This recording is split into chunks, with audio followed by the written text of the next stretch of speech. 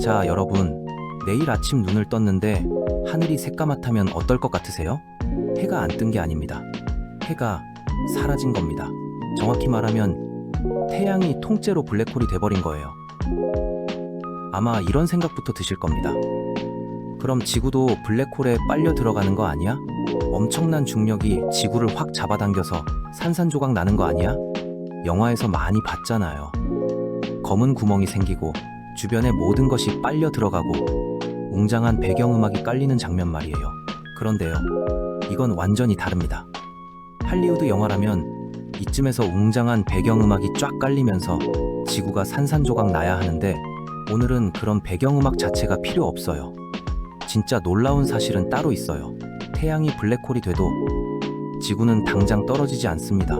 지구는 여전히 지금과 비슷한 궤도를 따라 태양을 빙글빙글 돌게 됩니다. 폭발도 없고 지구가 순식간에 빨려 들어가는 일도 없어요. 그럼 대체 뭐가 달라지는 걸까요? 바로 이겁니다. 중력은 그대로인데 빛이 사라집니다. 그리고 이 단 하나의 변화가 지구의 운명을 완전히 뒤바꿔 놓습니다. 낮과 밤이 사라지고 기후가 무너지고 지금 이 순간까지 이어져 온 생태계도 더 이상 예전처럼 버틸 수 없게 됩니다. 그런데 여기서 더 소름 돋는 반전이 하나 있습니다. 태양이 사라진다고 해서 지구의 모든 생명체가 그 순간 동시에 죽는 건 아니라는 거예요. 오히려 저 깊은 바다 밑에는 태양빛을 단 한 번도 본 적 없는데도 살아가는 생명체들이 이미 존재합니다. 평생 햇빛을 구경하지 못한 이 생명체들이 어쩌면 우리보다 훨씬 오래 살아남을 수도 있는 거죠. 그럼 진짜 궁금하지 않으세요? 태양이 사라진 지구에서 가장 먼저 무너지는 건 무엇일까요? 그리고 모든 것이 끝나가는 그 순간에도 대체 무엇이 끝까지 살아남게 될까요? 수십 년이 지나고 수백 년이 지나고 아주 먼 미래가 찾아왔을 때 지구는 과연 어떤 모습으로 남아있을까요? 지금부터 시간을 거꾸로 돌려서 태양이 사라진 바로 그 순간부터 하나씩 따라가 보겠습니다. 끝까지 보시면요, 우리가 너무나 당연하게 바라보던 하늘과 낮과 계절이 사실 얼마나 위태로운 균형 위에 놓여 있었는지 알게 되실 겁니다. 먼저 오늘 이야기의 규칙 하나만 정하고 갈게요. 오늘 이야기는요, 태양의 질량은 그대로 유지한 채 태양이 갑자기 블랙홀로 변한다는 가정입니다. 말 그대로 일종의 사고 실험인 거죠. 현실에서는 이런 일 절대 일어나지 않습니다. 태양은 블랙홀이 될 만큼 무겁지도 않고 스스로를 그렇게까지 압축시킬 힘도 없어요. 쉽게 말하면요, 태양은 그 체급이 아닙니다. 헤비급 챔피언 벨트는 태양보다 훨씬 무거운 별들의 몫이라는 거죠. 아무리 극단적인 다이어트를 해도 태양이 그 체급까지 갈 방법은 없습니다. 그런데 오늘은 이 물리적인 과정은 잠깐 무시하고 가겠습니다. 그냥 딱 하나만 가정하는 거예요. 어느 순간 정말로 태양이 블랙홀이 되어버렸다. 그렇다면 어떤 일이 벌어질까요? 태양 정도의 질량이 블랙홀이 되려면요, 이른바 슈바르츠실트 반지름이라는 경계 안쪽까지 압축돼야 합니다. 태양의 질량 그대로 블랙홀이 된다면 그 반지름은 고작 3km 정도예요. 무슨 말이냐면 태양 전체의 질량이 반지름 3km, 지름으로 따져도 고작 6km 정도 되는 공간 안에 전부 들어가야 한다는 겁니다. 그런데 지금 태양의 반지름이 얼마인지 아세요? 무려 69만 6천 km입니다. 그 거대한 태양이 상상하기도 어려울 만큼 작은 공간 안으로 압축되는 거예요. 비유하자면 서울시 인구 전체를 엘리베이터 한 칸에 억지로 밀어넣는 것보다도 훨씬 극단적인 압축입니다. 아무리 만원 지하철에 익숙한 분들이라 해도 이 정도 밀도는 상상조차 하기 힘드실 겁니다. 그리고 그 순간부터 태양은 더 이상 우리가 알던 반짝이는 별이 아니에요. 그 자리에 남는 건 태양과 똑같은 질량을 가진 블랙홀 하나입니다. 자, 그런데 여기서부터가 진짜 중요합니다. 태양이 사라졌는데도 지구가 당장 블랙홀로 끌려가지 않는다면 대체 지구에서는 무슨 일이 벌어지는 걸까요? 여기서 첫 번째 반전이 나옵니다. 지구는 블랙홀 쪽으로 갑자기 확 끌려가지 않아요. 왜냐고요? 블랙홀이라고 해서 주변의 모든 걸 무조건 빨아들이는 우주 진공청소기는 아니거든요. 사실 블랙홀 입장에서도 좀 억울할 겁니다. 이름 때문에 오해를 너무 많이 받고 있거든요. 전 우주를 통틀어 가장 억울한 별명을 가진 천체가 바로 블랙홀일지도 모릅니다. 중력의 크기를 결정하는 핵심은 기본적으로 질량과 거리예요. 태양의 질량과 새로 생긴 블랙홀의 질량이 똑같다면 지구가 같은 거리에서 받는 중력 역시 기본적으로 그대로입니다. 지금 지구는 태양에서 약 1억 5천만 킬로미터 떨어진 곳을 돌고 있죠. 태양이 활활 타오르는 거대한 불덩어리였든 지름 6km짜리 블랙홀이었든 질량이 같고 거리까지 그대로라면 지구의 궤도는 기본적으로 크게 달라지지 않습니다. 그러니까요. 태양이 블랙홀이 되는 순간 지구가 빨려 들어간다. 이건 사실이 아닙니다. 그런데 진짜 문제는 따로 있어요. 지구를 무너뜨리기 시작하는 건 중력이 아닙니다. 바로 빛이에요. 여러분, 지금 우리 눈에 보이는 태양이요. 사실 지금 이 순간의 태양이 아닙니다. 약 8분 20초 전의 태양이에요. 태양과 지구 사이가 워낙 멀다 보니까 태양에서 출발한 빛이 지구까지 오는데 약 8분 20초가 걸리거든요. 그러니까 태양에서 무슨 일이 벌어져도 그 소식이 지구에 도착하기까지는 시간이 필요한 겁니다. 이거 진짜 재밌는 부분인데요. 태양은 어쩌면 세상에서 제일 느린 택배 시스템을 갖고 있는 셈이에요. 그것도 우주에서 가장 빠른 빛으로 배송하는데 8분이 걸리는 거죠. 참 아이러니하죠. 로켓 배송이 아무리 빨라도 이 택배 앞에서는 명암도 못 내밀 겁니다. 자, 이제 태양이 갑자기 블랙홀로 변했다고 가정해 봅시다. 그 순간에도 지구에서 보는 태양은 여전히 평소처럼 반짝이고 있어요. 아무도 눈치채지 못합니다. 하늘도 그대로고 낮도 그대로고 태양빛도 그대로예요. 지구 역시 평소처럼 태양 주위를 계속 돌고 있고요. 그렇게 약 8분 20초 동안 지구는 태양에서 벌어진 사건의 결과를 아직 알 수 없습니다. 그리고 마침내 그 순간이 찾아옵니다. 지구로 날아오던 마지막 태양빛이 지나갑니다. 그리고 그 다음 순간 우리가 매일 보던 태양이 하늘에서 사라집니다. 어느 순간 낮이던 하늘이 갑자기 어두워집니다. 태양이 눈앞에서 팍 꺼지는 게 아니에요. 우리에게 오던 태양빛이 더 이상 도착하지 않는 겁니다. 태양이 있던 방향을 아무리 바라봐도 더는 밝게 빛나는 원반이 보이지 않아요. 그냥 사라진 겁니다. 달도 마찬가지예요. 달은 원래 태양빛을 반사해서 빛나는 천체잖아요. 그러니까 잠시 뒤면 달빛마저 사라집니다. 지구는 낮인데도 밤이 된 것처럼 보이겠죠. 이날만큼은 밤낮 교대 근무자들도 헷갈릴 것 같네요. 그런데요. 이건 단순히 하늘의 조명 하나가 꺼지는 사건이 아닙니다. 태양은 우리에게 빛만 보내고 있는 게 아니거든요. 지구의 기후, 바다의 온도, 대기의 움직임, 식물의 광합성, 그리고 우리가 먹는 거의 모든 음식의 근본적인 에너지 흐름까지 전부 태양과 연결되어 있습니다. 그런데 태양빛이 사라지는 순간 지구는 외부에서 들어오는 에너지를 사실상 하나도 받지 못하는 행성이 됩니다. 문제는 여기서 시작돼요. 지구는 태양빛이 끊겼다고 해서 열을 내보내는 것까지 멈추지 않습니다. 들어오는 에너지는 뚝 끊겼는데 나가는 에너지는 계속되는 거죠. 마치 월급은 갑자기 끊겼는데 카드값은 매달 꼬박꼬박 빠져나가는 상황과 비슷합니다. 그리고 그 순간부터 지구는 서서히 식기 시작합니다. 그런데 우리가 생각하는 것보다 훨씬 빠르게 변하는 것들이 있습니다. 여기서 또 하나 오해가 있는데요. 태양이 사라졌다고 지구가 몇 시간 만에 얼음 행성이 되는 건 절대 아닙니다. 왜냐면 지구에는 이미 어마어마한 양의 열이 저장되어 있거든요. 바다는 거대한 열 저장고고 대기와 지표면에도 상당한 열이 남아 있습니다. 그래서 태양빛이 사라진 직후에는 지구의 온도가 갑자기 극단적으로 떨어지지 않아요. 처음에는 오히려 꽤 천천히 식습니다. 지구는 마치 오랫동안 모아둔 비상금으로 당분간 버티는 사람과 비슷한 상황인 거죠. 그런데 시간이 흐르면 얘기가 달라집니다. 지구는 계속 우주로 열을 내보내고 있는데 태양에서 들어오는 에너지는 더 이상 없잖아요. 결국 들어오는 건 없고 나가는 것만 계속되는 겁니다. 에너지의 균형이 완전히 무너져 버리는 거죠. 수입은 끊기고 지출만 계속되는 가계부를 상상하시면 딱 맞습니다. 그때부터 지표면의 온도는 서서히 떨어지기 시작합니다. 그리고 어느 순간부터는 단순히 조금 추워지는 수준을 넘어섭니다. 우리가 알던 지구의 환경 자체가 하나씩 무너지기 시작하는 거예요. 태양이 사라진 뒤 제일 먼저 타격을 받는 건 뭘까요? 바로 식물입니다. 식물은 태양빛을 이용해 광합성을 하잖아요. 그런데 태양빛이 사라지면 광합성도 급격하게 줄어듭니다. 성장에 필요한 에너지 공급이 사실상 끊기는 거예요. 평생 광합성만 믿고 살아온 식물 입장에서는 갑자기 직장이 통째로 사라진 셈이니까 정말 난감하겠죠. 그것도 퇴직금 한 푼 없이, 예고도 없이 말이에요. 그런데 진짜 무서운 건 그 다음입니다. 식물이 먼저 흔들리기 시작하면 그 식물을 먹고 사는 초식동물이 타격을 받고, 초식동물이 줄어들면 그들을 먹는 육식동물까지 연쇄적으로 무너지기 시작합니다. 마치 도미노 첫 조각이 넘어가는 순간, 그 다음은 누가 막을 새도 없이 줄줄이 쓰러지는 것과 같습니다. 인간도 예외가 아니에요.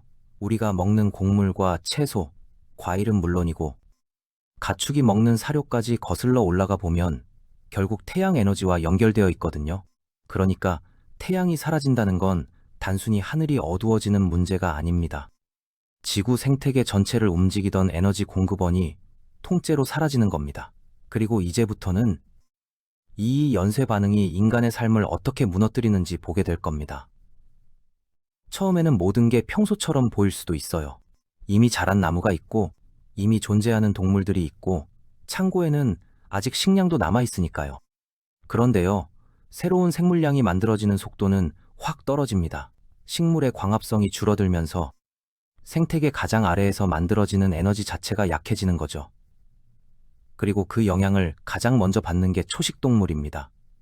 초식동물이 줄어들면 이번에는 육식동물이 타격을 받게 되고요. 결국 생태계 전체가 위에서부터가 아니라 가장 아래에서부터 흔들리기 시작하는 겁니다. 이게 뭐랑 비슷하냐면요.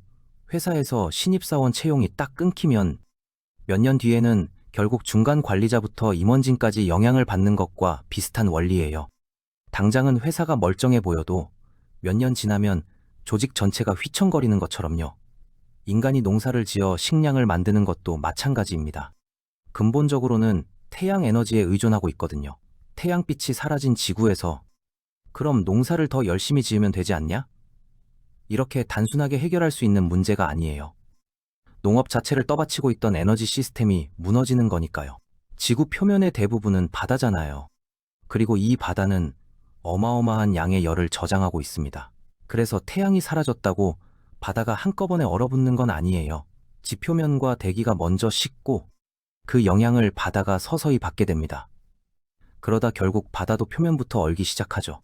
그런데 여기서 흥미로운 일이 벌어집니다. 얼음은 물보다 밀도가 낮아서 물 위에 뜨잖아요. 그리고 이 얼음층이 아래쪽의 물과 바깥의 차가운 환경 사이에서 일종의 단열재 역할을 해줍니다. 바다가 스스로 두꺼운 이불을 덮는 셈이라고 보면 돼요. 겨울잠 자는 동물처럼 바다도 나름의 생존 전략을 갖고 있는 셈이죠. 그래서 바다 전체가 한꺼번에 꽁꽁 얼어붙는 게 아니라 얼음 아래에는 상당히 오랫동안 액체 상태의 물이 남아있을 가능성이 있습니다. 겉으로는 꽁꽁 얼어 있어도 그 속에는 여전히 따뜻한 이야기가 흐르고 있는 셈입니다. 그런데 바로 여기서 이 이야기에 또 다른 반전이 등장합니다. 태양이 사라져도 살아남을 수 있는 생명체가 있다는 거예요. 그것도 먼 미래의 이야기가 아닙니다. 지구에는 이미 태양빛 없이 살아가는 생명체들이 존재하고 있습니다. 지구 깊은 바닷속에는 태양빛이 거의 닿지 않는 곳이 있습니다. 그런데 거기에도 생명체가 살아요.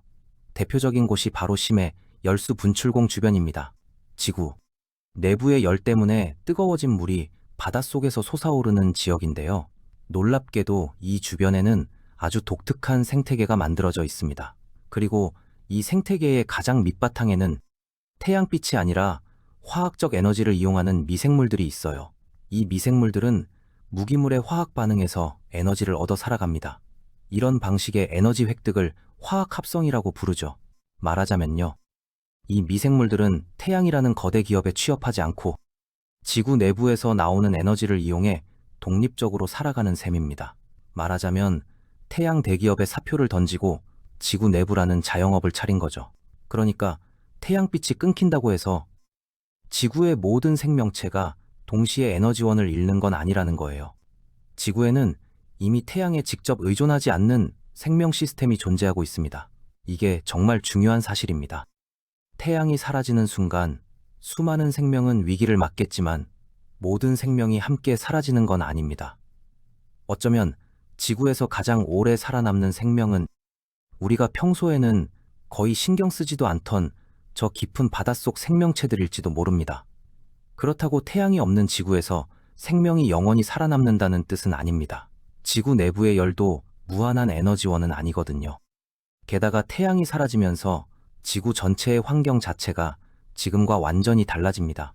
얼음은 점점 두꺼워질 수 있고 대기와 바다의 화학적 조건도 크게 변할 수 있어요. 생태계의 규모 역시 지금보다 훨씬 작아질 가능성이 큽니다. 그러니까 우리가 확실하게 말할 수 있는 건 딱 하나예요. 태양빛이 사라져도 지구 내부의 에너지를 이용하는 생명체가 살아남을 가능성은 있다는 것. 하지만 그 생명체들이 정확히 얼마나 오래 버틸 수 있을지는 지금의 과학으로도 확답하기 어렵습니다. 어쩌면 수천 년일 수도 있고 훨씬 더 긴 시간일 수도 있죠. 중요한 건 하나입니다. 태양이 사라진다고 해서 지구의 생명이 그날 바로 끝나는 건 아니라는 겁니다. 그리고 여기서부터는 시간이 더 흐를수록 지구가 어떤 모습으로 변해가는지가 진짜 중요해집니다. 그럼 인간은 어떨까요? 아마 식물보다는 조금 더 오래 버틸 가능성이 있습니다. 왜냐면 인간은 이미 태양빛을 직접 이용하지 않고도 에너지를 만들어낼 수 있는 기술을 갖고 있거든요. 원자력 발전, 지열 발전, 저장된 연료, 인공조명, 밀폐형 농업 시스템, 물 재활용 기술 같은 것들이 있습니다. 이론적으로는 지하에 거대한 거주 시설을 만들고 인공적으로 빛과 열을 공급하면서 식량까지 생산할 수도 있어요. 말 그대로 작은 지구 하나를 새로 만들어야 하는 거죠. 집돌이, 집순이의 끝판왕이라고 할 수 있겠네요. 평생 밖에 나가지 않아도 되는 대신 지구 전체를 지하로 이사시켜야 하는 겁니다. 택배는 어떻게 받냐고요? 그건 이 시점에서 가장 사소한 걱정거리일 겁니다. 그런데 여기서 엄청난 문제가 생깁니다. 에너지를 한동안 만들어내는 것과 문명을 수백 년 동안 유지하는 건 완전히 다른 문제라는 거예요. 발전소 하나를 돌리는 것만으로는 부족합니다. 그 발전소를 유지할 사람도 필요하고 부품을 만들 공장도 필요하고 식량을 생산할 시설도 필요하고 그 모든 시스템을 계속 수리하고 운영할 기술과 자원도 필요하죠. 결국 인간에게 가장 어려운 건 살아남을 에너지를 확보하는 게 아닐 수도 있습니다. 그 에너지를 이용할 문명 자체를 끝까지 유지하는 것. 바로 그게 진짜 어려운 문제입니다.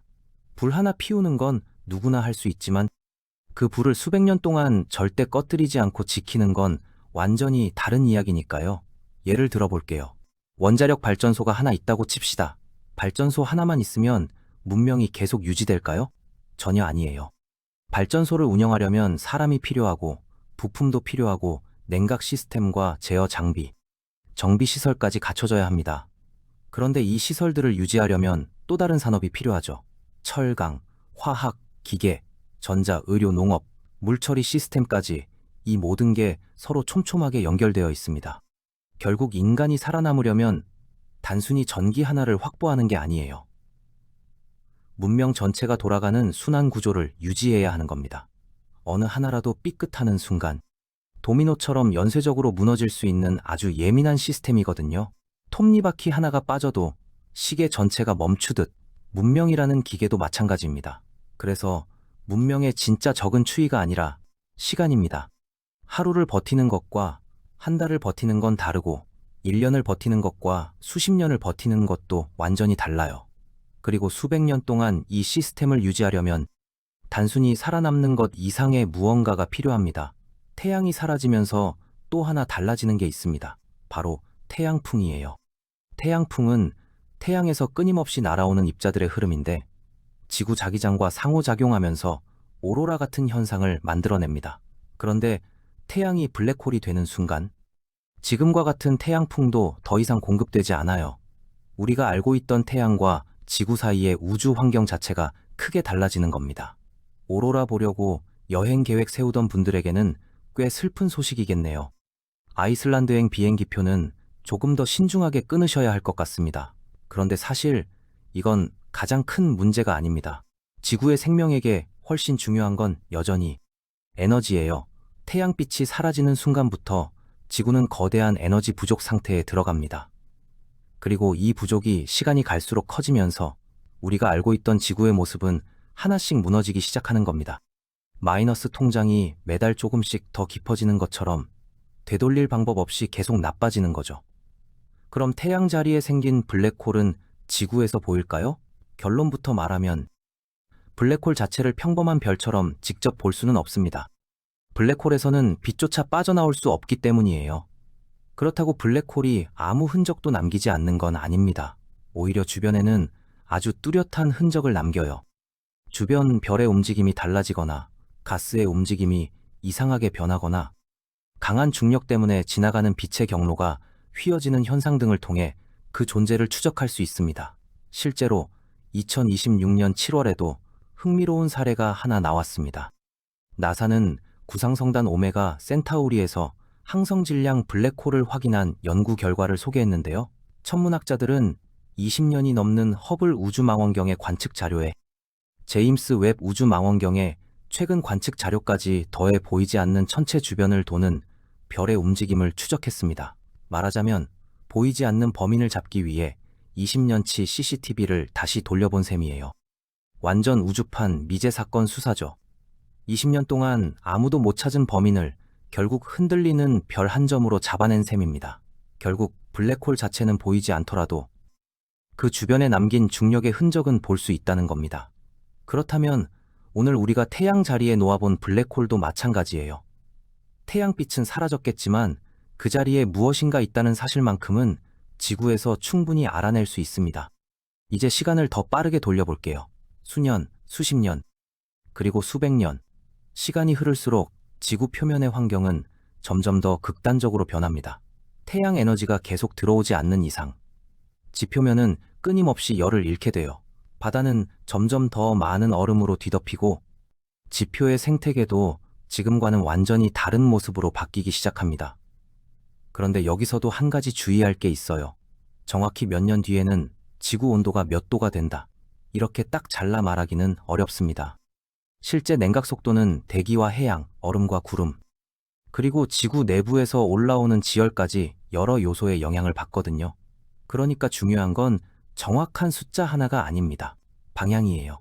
시간이 흐를수록 태양이 사라진 지구는 점점 더 차가워집니다. 그리고 결국 우리가 알고 있던 지구의 표면 환경 자체가 완전히 다른 행성처럼 변해가기 시작하는 거죠. 먼 미래에는 대기 자체도 지금과 전혀 다른 모습을 보일 수 있어요. 질소나 산소 같은 물질도 충분히 낮은 온도에서는 기체 상태를 유지하지 못합니다. 정상 압력에서 질소에 끓는 점은 약 영하 196도, 산소는 약 영하 183도 정도예요. 그런데 이 숫자만 가지고 태양이 사라지고 몇 년이 지나면 대기가 얼어붙는다. 이렇게 단정할 수는 없습니다. 실제 상황은 지구의 대기압과 조성, 열의 이동, 지표면의 상태에 따라 크게 달라지거든요. 다만 아주 먼 미래에 지구가 극도로 냉각된다면 대기의 일부 성분이 응결하거나 고체로 변할 가능성은 생각해 볼 수 있습니다. 마치 하늘을 이루던 물질 일부가 땅으로 내려앉는 것처럼 지구의 풍경 자체가 완전히 달라지는 거예요. 매일 아침 창문을 열었는데 구름 대신 얼어붙은 대기 성분이 지표에 쌓여 있다면 어떨까요?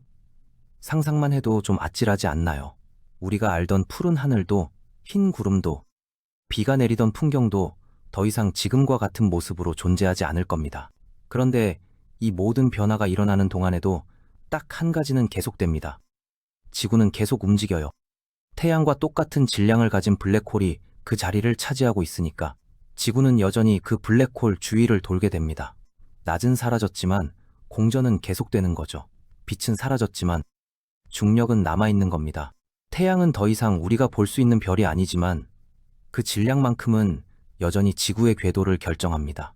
얼굴은 사라졌는데 존재감만큼은 그대로 남아있는 참 묘한 상황이죠.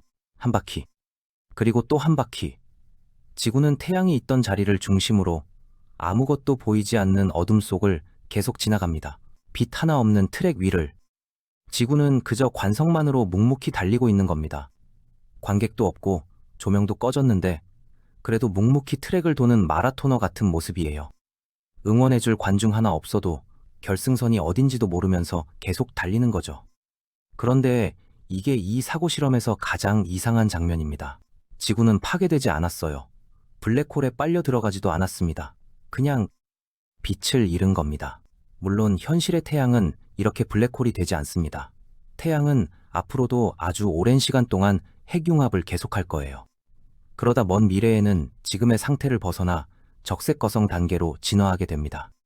이후 외곽층을 우주로 방출하고 최종적으로는 백색 외성이라는 작고 뜨거운 잔해를 남기게 되죠. 그러니까 실제 태양의 미래와 오늘 우리가 해본 사고 실험은 완전히 다른 이야기입니다. 다행히 태양은 블랙홀이 될 체급도 그럴 계획도 없으니까 오늘 밤은 편히 주무셔도 됩니다. 그런데 이 가상의 이야기를 끝까지 따라와 보면 우리는 한 가지 확실한 사실을 볼 수 있어요. 태양은 그냥 하늘에 걸린 조명이 아닙니다. 태양은 지구의 기후를 움직이고 바다와 대기를 데우고 식물의 광합성을 가능하게 하고 먹이사슬 전체에 에너지를 공급합니다. 지구에서 벌어지는 거대한 에너지의 흐름도 결국 태양과 연결되어 있어요. 그러니까 태양이 우리에게 주는 건 단순히 빛 하나가 아닙니다. 지구가 지금과 같은 환경을 유지할 수 있도록 떠받치고 있는 거대한 에너지 시스템 그 자체인 거죠. 그래서 태양이 사라지는 순간 가장 먼저 사라지는 건 빛입니다. 하지만 그 뒤를 따라 기후가 변하고 생태계가 흔들리고 식량 생산이 무너지고 결국 문명까지 영향을 받기 시작합니다. 그리고 아주 먼 미래에는 우리가 알고 있던 지구의 모습 자체가 완전히 달라질 수도 있어요.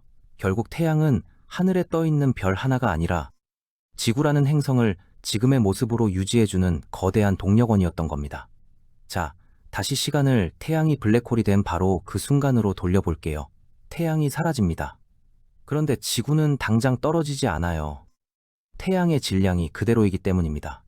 그리고 약 8분, 20초가 지나갑니다. 마지막 태양빛이 지구에 도착해요. 바로 그 순간부터 지구는 빛을 잃습니다. 식물의 광합성이 흔들리고 먹이사슬이 무너지기 시작하고 지표면은 서서히 식어갑니다.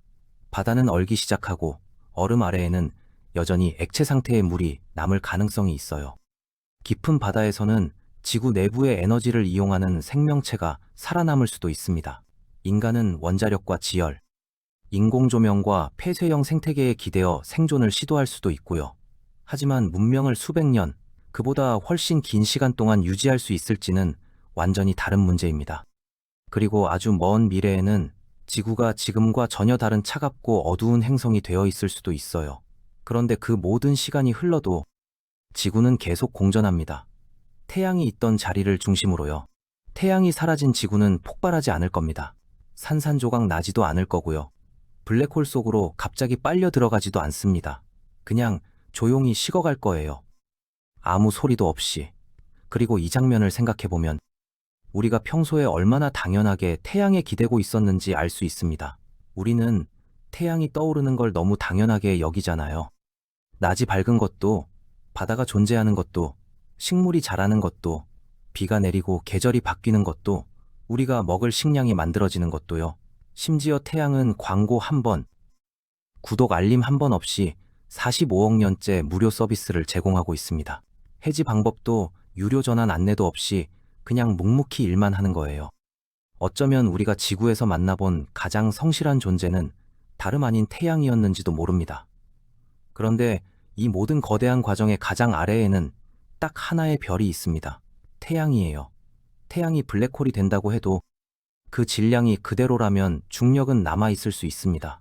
하지만 빛과 에너지가 사라지는 순간 우리가 알고 있던 지구는 더 이상 같은 행성이 아닙니다. 어쩌면 우주에서 가장 무서운 재앙은 언제나 폭발적인 모습으로 찾아오는 게 아닐지도 몰라요. 때로는 아무 소리 없이 그냥 빛이 사라지는 것, 그게 행성 하나의 운명을 통째로 바꿔버리는 가장 거대한 사건일 수도 있습니다. 어쩌면 우리가 매일 아침 무심코 걷는 커튼 한 장 뒤에도 이렇게 거대한 이야기가 숨어 있는 걸지도 모르겠네요. 자, 오늘 이야기는 여기까지입니다. 여러분이라면 태양이 사라진 지구에서 인류가 가장 먼저 해결해야 할 문제는 뭐라고 생각하시나요? 댓글로 남겨주세요. 다음 우주순삭에서 또 다른 우주 이야기로 찾아오겠습니다.